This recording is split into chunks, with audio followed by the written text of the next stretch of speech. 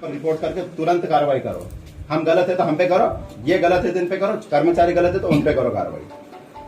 यहाँ ऐसा थोड़ी है कि हम जांच करके 4-4 महीने तक तुम्हारा पीछे दौड़ते रहेंगे। 15 दिन में 10 चक्कर तो फोन करा तब जाके तुम यहाँ जांच करने के लिए आए, वो भी परवारू आ गए थे। ऐसा होता है क्या? जांच करने के लिए हमारे को नोटिस नहीं दिया था और कल आ गए थे जांच करने के लिए। अनपढ़ समझ के रखा है क्या? जनप्रतिनिधि है, इतने लोगों ने मेरे पे विश्वास करके वोट देके जिताया है, उनका जिम्मेदारी है। उनकी अगर मुसीबत में मैं खड़ा रहूंगा तो मेरे को उन्होंने विश्वास के साथ वोट दिया है, मैं उनका काम करूंगा। और मैं आपसे कोई लीगल काम करवा रहा हूँ, इनलीगल काम नहीं करवा रहा हूँ, लेकिन आपका तरीका इनलीगल है। पर ये इनलीगल इसलिए आ रही है ये सब बातें तुमको बोलने की इसलिए जरूरत है कि कल आपने यहाँ कौन आया था जांच करने के लिए? कौन आप आए थे कल? हमको नोटिस दिया था, जांच हो रही थी तो हमने यहाँ पर सील जो लगी हुई है बिना नोटिस के आप खोल लेते, इसको तो जांच करने आ गए थे। या फिर हमको क्या समझ के रखा है कि हम सिर्फ रोड पे बैठे हैं, आप बुलाएंगे और हम फट से आ जाएंगे? हमारे कोई काम नहीं है क्या? आप जांच करने आए थे तो कल हमको नोटिस क्यों नहीं दिया? उसको पहले खबर क्यों नहीं की? ये इनलीगल है कि लीगल है, ये बताओ पहले मेरे को। ये इनलीगल है कि लीगल? कौन आया था? कौन आया था? पूछा आपके कर्मचारी कौन आया था? मैं आया था। कल जांच करने थोड़ी ना आए थे। अरे क्या? अरे सर आप पूछो क्या करने आए थे? आपका आने था, पर मैंने आया था, मैंने बिल्कुल रिकॉर्ड क्या इसकी। आपने क्या बोला था? जांच करने की बात थी। आपने क्या बोला था? मेरे पास रिकॉर्डिंग है। आपने ये बोला था कि आ जाओ कि ये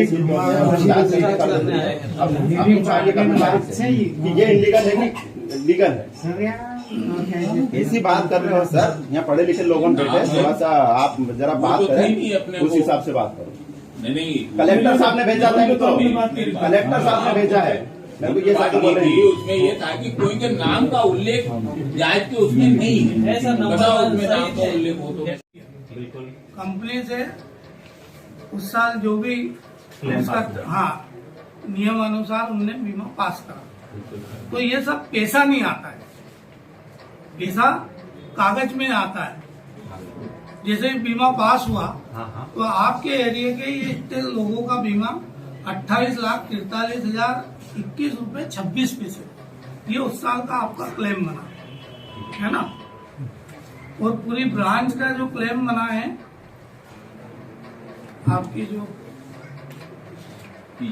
आइए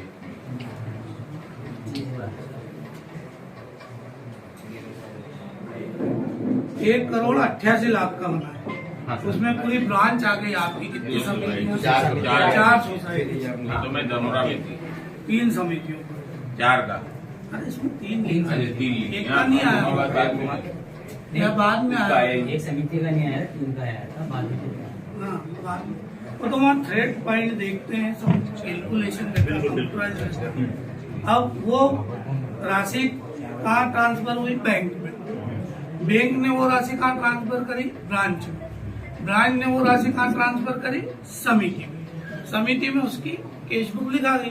बैंक ने अपने कर्ज खाते जमा कर लिया और सदस्यों का जो बीमा था वो यहाँ समिति में दे दिया कि आप अपने सदस्यों के खाते में जमा कर।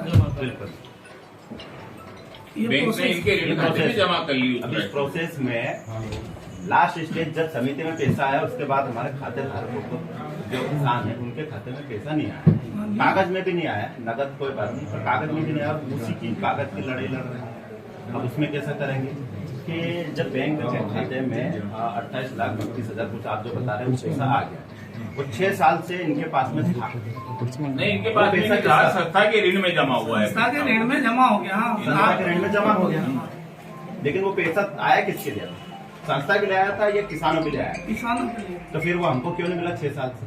तो उसी की तो जांच कर रहे हो। वही जो अब जो बात उठ रही है, तो ये जो आपस जो खाते में जब 28 लाख रुपए 6 साल 7 साल से था, तो वो किसी ने देखा ही नहीं।